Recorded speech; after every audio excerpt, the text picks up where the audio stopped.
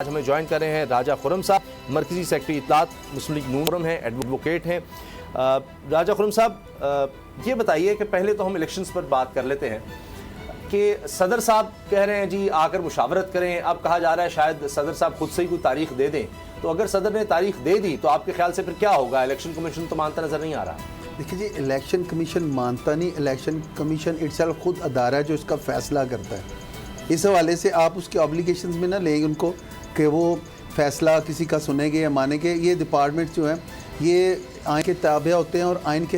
کے حوالے سے ان کی جو ہے نا مینوفیکچرنگ ہوئی ہوتی ہے، اس میں ذمہ داری ہے اس کے اوپر کہ وہ تاریخ کے حوالے سے اپنے ان سارے معاملات کو ہینڈل کریں اور اس کے حوالے سے آگے آگاہی دے کے اس پہ امپلیمنٹیشن جو فورسز ہوتی ہیں وہ اس کے باہر ہیں۔ اب یہ معاشی طور پہ ملک کا جو سلسلہ اس وقت اس کو مد نظر رکھتے ہوئے، جیسے آپ دیکھیں کہ ایمرجنسی اگر کوئی ہوتی ہے اس حوالے سے اس کو مد نظر رکھتے ہوئے اس کا فیصلہ کرنا یہ ان کے اختیار میں ہے۔ تو آپ کے خیال سے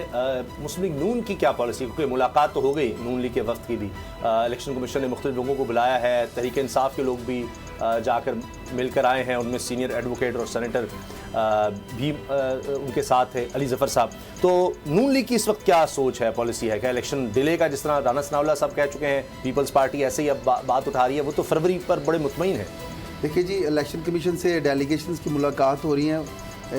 پی ٹی آئی کی بھی ہوئی ہیں، نون لیگ کی بھی ہوئی ہیں، 29 اگست کمنگ جو ہے اس میں پیپلز پارٹی کو بھی مدعو کیا گیا۔ دیکھیے، مسلم لیگ نون کے حوالے سے اگر میں کہوں کہ ڈیلے ٹیکٹس ہے تو ایسا کچھ نہیں ہے، یہ بھی ملک کے حوالے سے ایک مین پاورز میں اور ایک بڑی جماعت ہے، اس کو ایسے حوالے سے تو یہ نہیں کہہ سکتے کہ ڈیلے کرے گا تو اس میں اس کو کوئی فائدہ ہوگا۔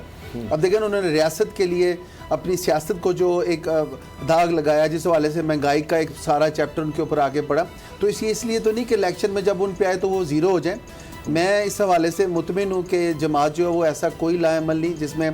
میاں صاحب کی واپسی بھی اب چونکہ 15 اکتوبر تک ایک ڈیٹ دی جا رہی ہے جو فائنل ہو رہی ہے، تو اس میں ایسا کچھ نظر نہیں آ رہا کہ اب جماعت کے حوالے سے کوئی ڈیلے ہے۔ جی راجہ صاحب، یہ بتائیے، جس طرح سے آغاز میں آپ نے کہا ہے کہ الیکشن کمیشن کا جو ادارہ ہے